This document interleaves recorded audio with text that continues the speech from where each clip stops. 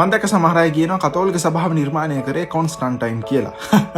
මෙන්න එයාට සරල ඉතිහාස පාඩමක් මම අද කියලා දෙන්න. සුද්ධ කතෝලික සභාව ස්ථාපිත කළේ කවුද? කතෝලික සභාව කොන්ස්ටන්ටයින් හදපු එකක්.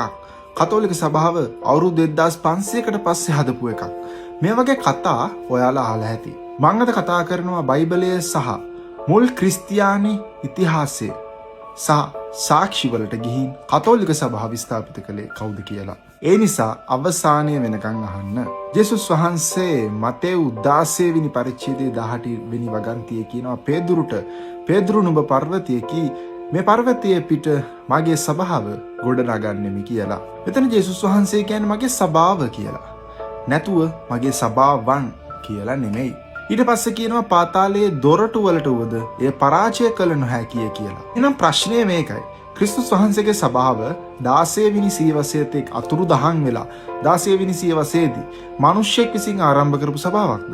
ඒකත් එහෙමනම් පාතාලයේ දොරටු වලට උවද එය පරාජය කළ නොහැකි කියන ජේසුස් වහන්සේගේ පොරොන්දුව අපි තේරුම් ගන්නේ කොහොමද?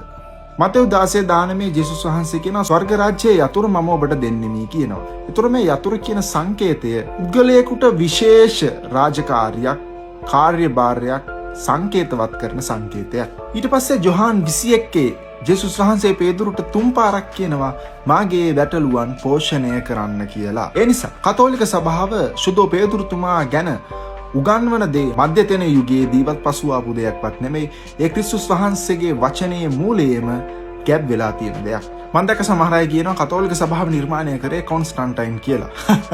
මෙන්න එයාට සරල ඉතිහාස පාඩමක් මම අද කියලා දෙන්නම්. කොන්ස්ටන්ටයින් ජීවත් වුණේ ක්‍රිස්තු වර්ෂ 4 වෙනි සියවසේදී. ක්‍රිස්තු වර්ෂ 4 වෙනි සියවසේට පෙර ක්‍රිස්තියානිවරු හිටියා. බිෂොප්වරු හිටියා. විසප්‍රසාද වහන්සේ තිබුණා.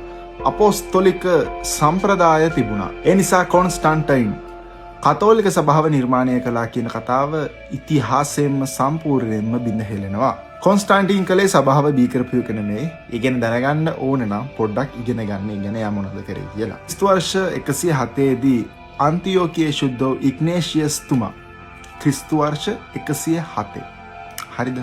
අපොස්තලික යුගයට ඉතාමත් ආසන්න කාලේ ජීවත් වුණු මේ සභා පියවරයා ලියනවා letter of the Samaritans 8 පරිච්ඡේදයේ 2 වෙනි වගන්තියේ මෙහෙම කියනවා wherever Jesus Christ is there is Catholic Church කියලා.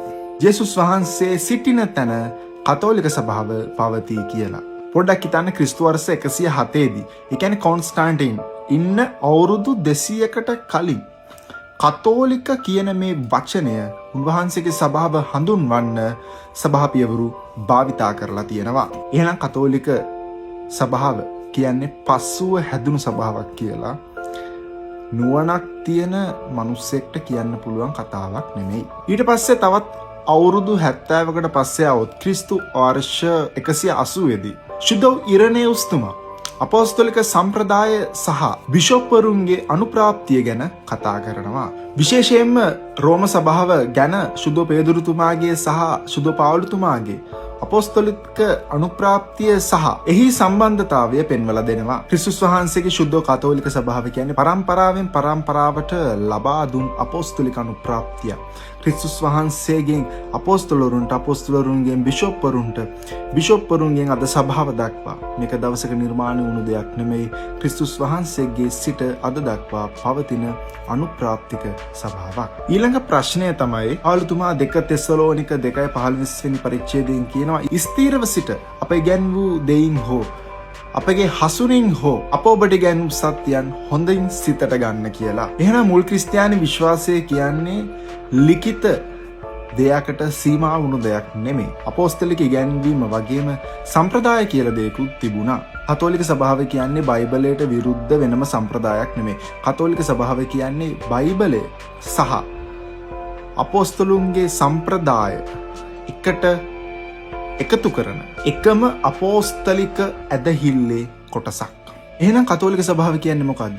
ජේසුස් ක්‍රිස්තුන් වහන්සේ සභාව ස්ථාපිත කරලා ඒ පේදුරුතුමාට හා අපොස්තලවරුන්ට බාර දෙනවා. ඒ සභාව අදටත් අපොස්තලික අනුප්‍රාප්තිය තුල පවතිනවා. කතෝලික සභාව කියන්නේ ක්‍රිස්තුස් වහන්සේ පීඨ වූ සභාවේ ගැන්වීම සහ ඒ අපොස්තලික අනුප්‍රාප්තිය දිගටම රැගෙන යන සභාව. ඔයා කතෝලික සභාව විවේචනය කරනවා නම් මේ ප්‍රශ්න 3ට මට උත්තර දෙන්න.